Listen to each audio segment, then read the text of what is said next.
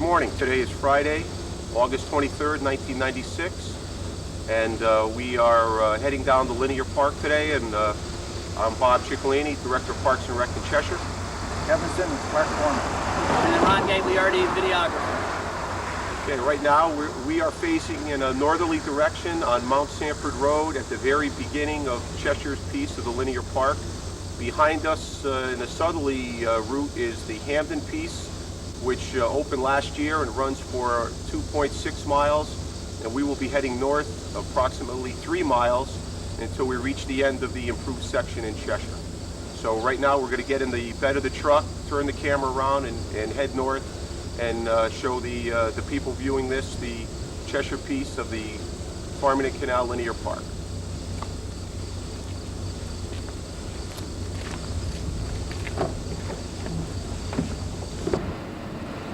Okay, these are the rules of the Linear Park. And just in case you can't read them, it says park open from sunrise to sunset. Dogs must be on leash and restricted at all times. Animal waste must be cleaned up and disposed of. No horses, skateboards, or unauthorized vehicles allowed.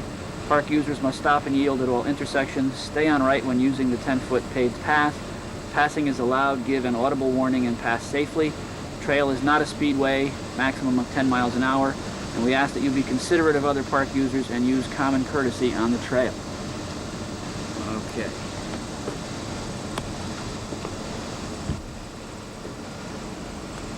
And we're off. Okay, Bob, this used to be the Farmington Canal path. There was a towpath for a canal line. Hence the name towpath. There's a street near here, right? Correct, yeah. Back in the 1800s, it was converted to a railroad, 100 years ago, and was a railroad for a long time until I believe it was sometime in the late 70s when a flood washed out some of the bridges in the southern piece, and the railroad was abandoned. And is this linear park open all year round? Like in the wintertime, is it they have to plow it, or people just kind of walk on it? Yes, we do, as a matter of fact. And what we try to do is plow it in one direction so that we can leave a piece of it for people who would like to cross-country ski. Oh, that makes sense. And then we try to plow the other parts so people can maintain walking. And you folks go right by us if you want. We're just filming the line for community access. You can be on. You get in front of us, you can be in front on. of us, you'll be famous. Yeah? Or if you walk backwards, you'll be famous. If you walk forward, the back of you would be famous. Oh, great.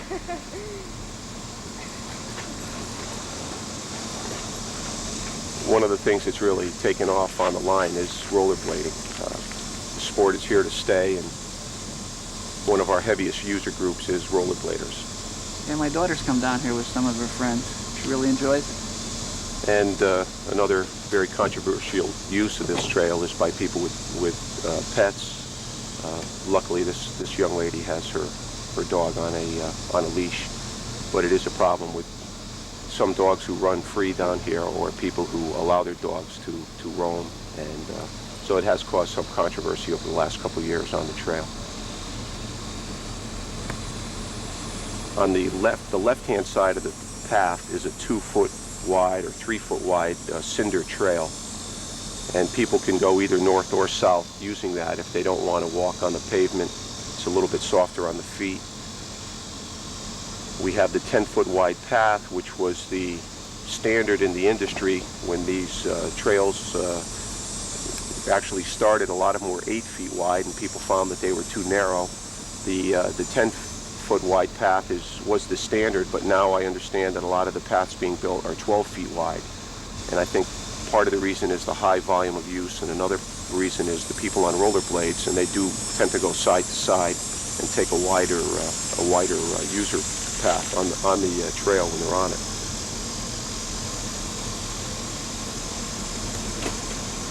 Now, when this was built, I assume there was a major amount of cost involved. How did we pay for it?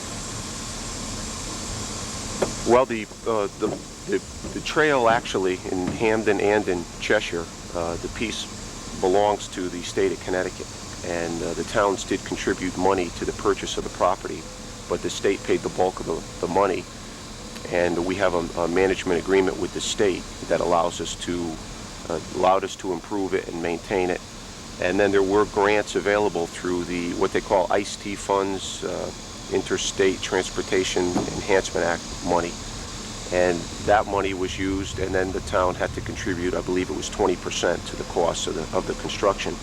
So the bulk of the expense was paid for either by the state or the federal government, and then the town paid the balance, and out of that we got a beautiful park. Probably without a doubt, the most heavily used park in town. What we're looking at is a Friday morning traffic. Right now it's fairly empty in front of us, but when we were setting up the camera, we had about a dozen people go by us. And on a cloudy day, any type of weather, weekends, weekdays, any time of year, you're going to run into traffic out here. Obviously, some days a lot heavier than others, but it'd be interesting to see how many people we pass here early on a Friday morning, late in the summer. I did some taping about earlier in the summer, I think it was like June or something, just on parts of it, and every parking lot I came to was just about filled. This was Friday afternoon around 4. Well, that's an interesting point, because one of the earliest problems we had, the biggest problem we had with the trail was inadequate parking. No matter how much parking you put in the planning, you really can never put enough, because the lots just fill up and people come from all over, outside of Cheshire especially. About half of our users are from outside of town. We were one of the first pieces to be done, so our 3 miles was very heavily used.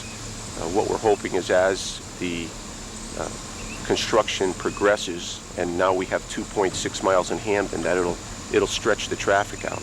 Because a lot of these people on bikes and rollerblades, they can make a 3-mile loop in a very short period of time, so they'll go back and forth on the same piece.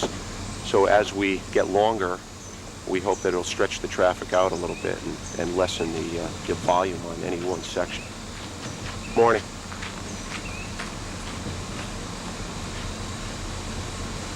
Now, we encountered a police officer on bike the last time I taped. How often does he, or maybe even she, patrol here? Well, they have several officers that have been trained and gone to training for how to interact and how to act and how to conduct themselves and enforce rules or whatever from a bike. Just filming for local cable access. Oh, okay. Make sure you wave back when you do that. And what they do is they'll come down here for like half of a shift a couple of times during a week each. So we never know when they're going to be here, which is good. It's never predictable when you're going to run into a policeman out here. And they've all been through the training. They all know etiquette and how to act and how to enforce the rules. It's worked out very well. It's been a very positive experience for us and for the people using it. We also have the Turk Weiss from the police department in charge of animals, and he will come down and interact and chase down dogs and loose animals out here and try to enforce the rules for us also. Yeah, I had read some articles about worry about rabid raccoons and copperheads and stuff. How are we doing with that? The snakes, I guess there are some local water snakes that will come out. I've yet to see proof that it was anything more than a water snake, but we have had, because of the heat early in the morning on the black surface, they will come out and curl up in the trail occasionally, and once people start using it, they scurry off into the woods on the sides. Hasn't really been that big of a problem.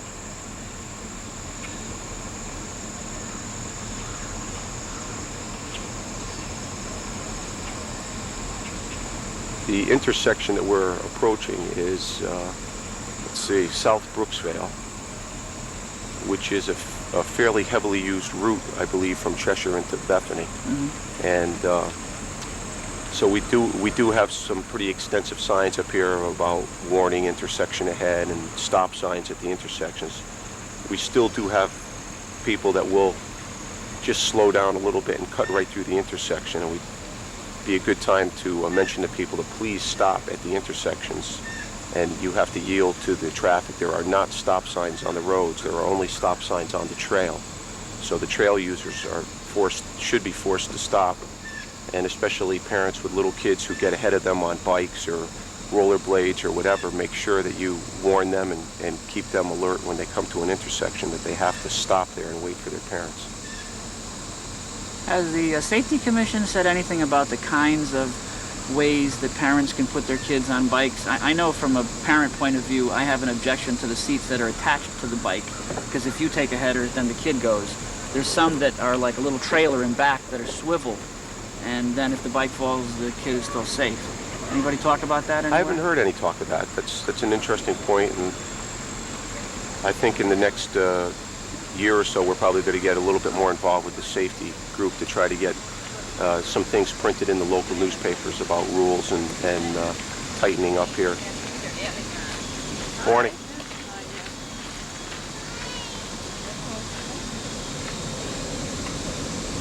We recently had a ruling in the state where towns that were immune from lawsuits for if you own the property and you didn't charge for the recreation on it, you were automatically immune from being sued, and that has recently been overturned. How you doing? Good. Yeah, I just read about that. So we are concerned with frivolous lawsuits, and because of that we want people to really take a more safety conscious effort as they use the parks and facilities. I hate to keep putting up more and more signs, so that may be the direction we'll have to go in, is more signs and warning people. But it really becomes unsightly and something that we want to try to avoid. We have a tiger swallowtail using the path. Just from a butterfly watcher's point of view, there's been an amazing resurgence of tiger swallowtails in Connecticut this year. They're everywhere. Those are the yellow and black ones that just passed by. How you doing? Fine.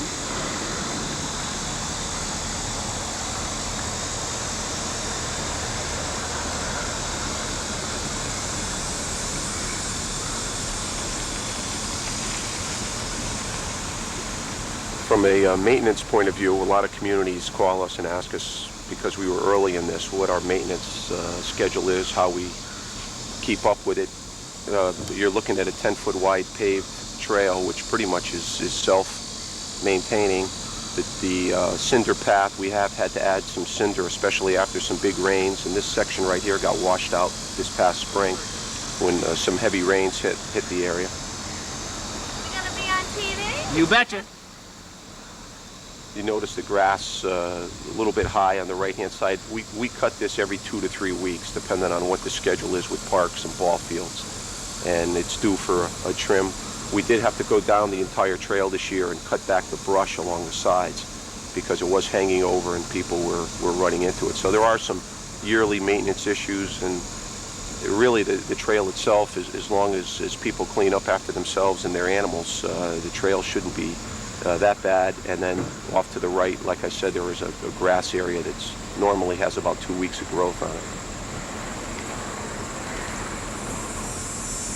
The yellow dotted lines that greet us at each intersection, we have talked about extending those so that the whole path has a dotted line down it. There's been quite a bit of conversation about that, and I think the recent action by the courts that we may, for safety reasons, dotted line the whole thing so that people know to stay to the right of that dotted line.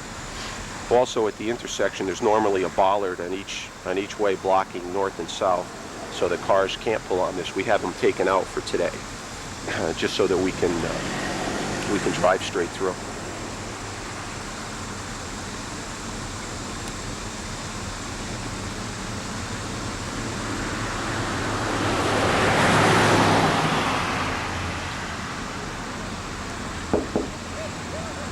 Okay, we'll just stop here for a minute. This is the intersection with South Brooksvale, and you want to go turn to one of the roads, Ron, and maybe we can see how traffic cuts through here.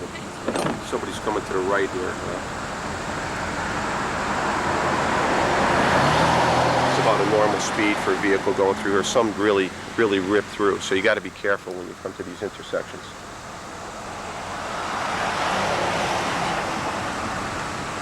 Morning. Hi.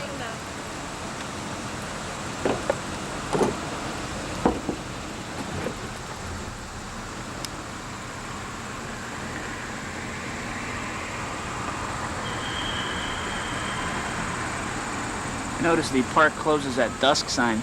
When this was just in the opening stages, one of the residents who lives just opposite or behind it called me up and said, I know you're somewhat involved in what goes on, and I'm hoping that I'm going to be able to go in after dusk to do like the owl watches that he used to do and take photos and stuff. And talked to Jim Nankin about it, and he said that we're pretty sure we're going to have to stay with the closing at dusk.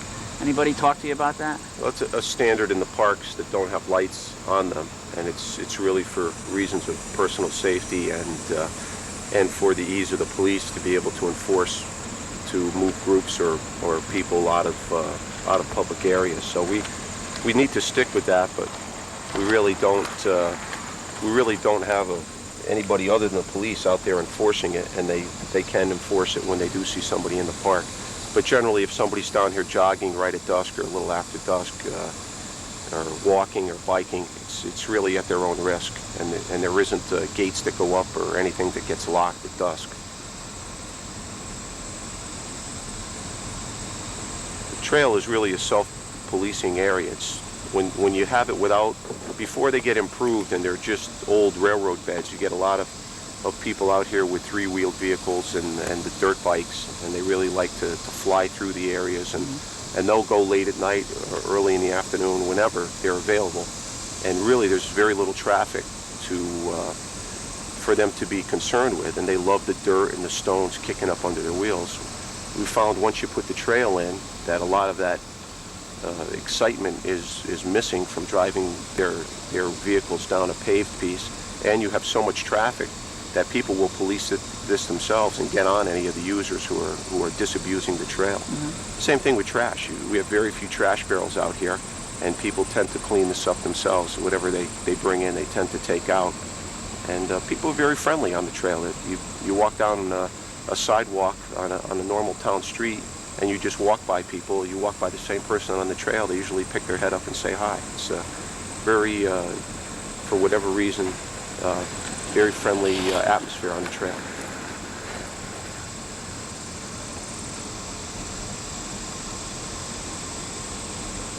Just to the left of the trail here, it's the brook that runs along it, parallel to it.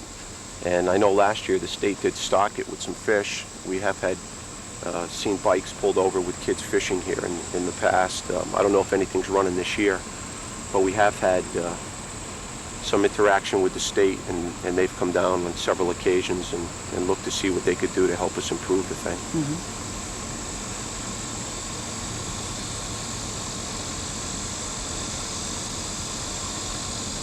I just heard my first bit of humor in regard to this park yesterday. This is a linear park, and the person who mentioned this said, are they going to have a non-linear park now? Because I guess in computer or video there's a non-linear way of doing things. I won't say who said that, but because it might embarrass him, but Chad Volk might want to listen in for that comment. As we go along, we just went by one of the little markers that mark the how many kilometers and how many miles that we've traveled in a northerly direction, and then it kind of counts it down as you head north, which helps the joggers and helps the people know how far they've gone and where they are on the trail. But we also have numbered markings from the police department at set intervals, and I think one's coming up here on the right, so that if there was an emergency, either an accident or somebody collapsed or whatever, that somebody could get to a phone and say at marker 9 or between markers 8 and 9 there's been an accident, and the police know exactly where they need to get to on the 3-mile piece. And that's really worked out well. Are there any pay phones in the parking lots? Or we have had a payphone put in near Block 12. We'll be coming up on that in a few minutes.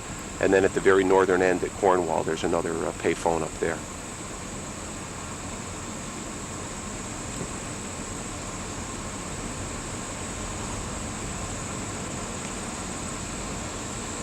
This is a pretty long straightaway here, wide open, not much shade in this area.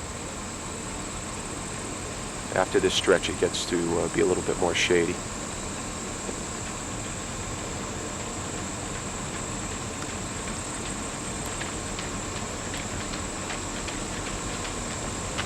How you doing? Is the marker you were referring to? Yeah, it's probably you really can't see it till we get right up on top of it. It faces towards the trail.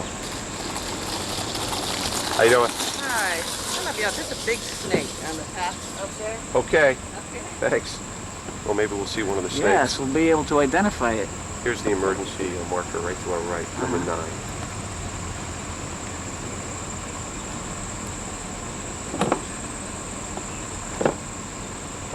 Got a snake coming up, Jeff.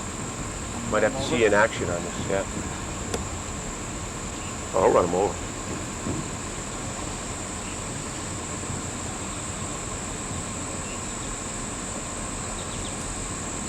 We have a neighborhood fairly close on the right-hand side here. We did have to put up some white pines and some fencing to keep people from cutting through the yards. And had a little bit of a privacy problem with certain times of year when people can look right through into their backyard. So we try to interact well and be good neighbors. So once the problems came up, we came in and planted some trees and put some fencing up to try to take care of the problem. You also see all along the line is the AT&T markers that show where the transatlantic cable runs, which is one of the reasons why this trail needs to stay a trail, is because this line ran parallel to the railroad, and even if they sold pieces of the railroad, you could never build any buildings over, because you need access to that line all the way north and south. So the natural thing is to put a trail out and to keep the line open.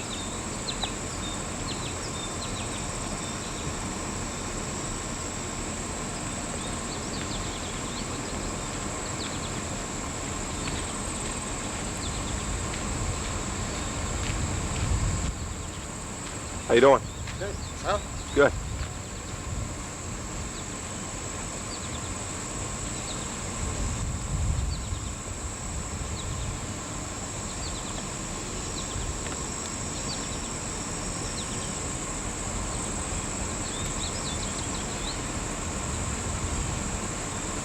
It's one of the paths over there to the right, Ron, where people access this from their neighborhood. Kids come down on their bikes from the neighborhood and cut through there.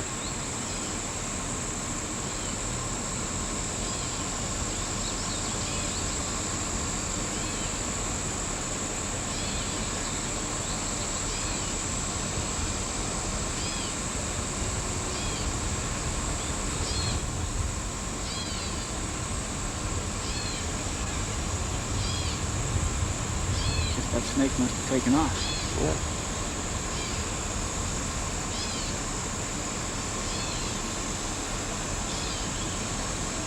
We have received word through the state and also through the National Rails to Trails organization that monitors all these things nationwide, that the railroad that owns the northern piece that goes from Cornwall Street north up into Southington has started the abandonment process.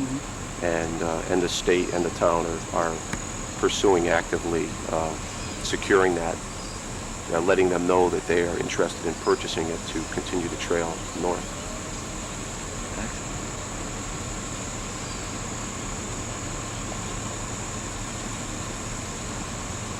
Looks like we can get a peek at the brook over here on the left.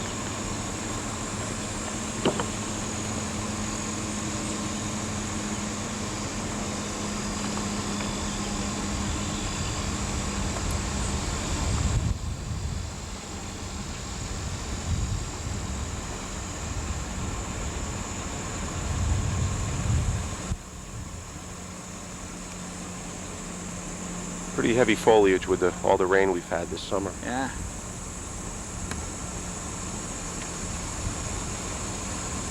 Very popular in the autumn time, I'll bet. I would say it's spring, right after the winter, when people want to get out and start walking, and then after summer when the kids go back to school, and a lot of traffic during the daylight hours, and weekends especially, very heavy.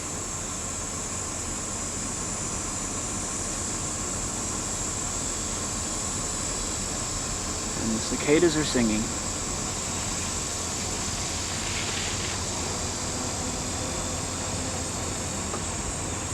Shot of some marshlands to the west.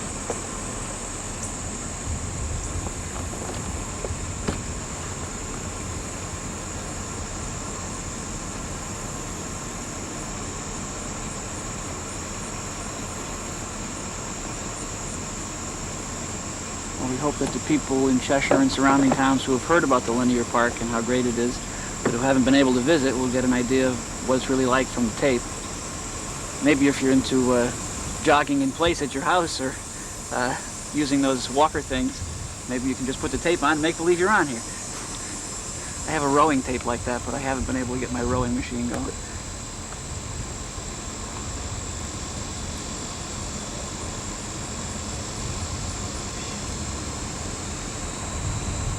Coming up very shortly to the Loch 12 Historical Park, where they have the pavilion up on the hill that gets rented out for family picnics, private parties, and weddings and whatever. How you doing?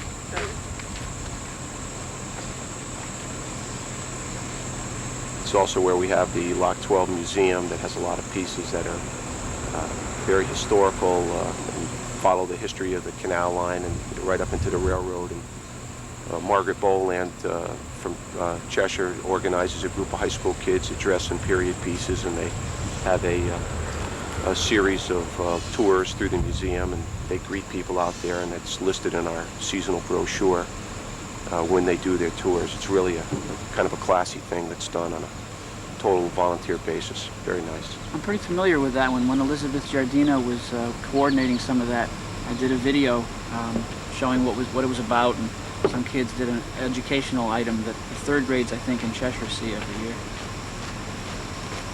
How you doing?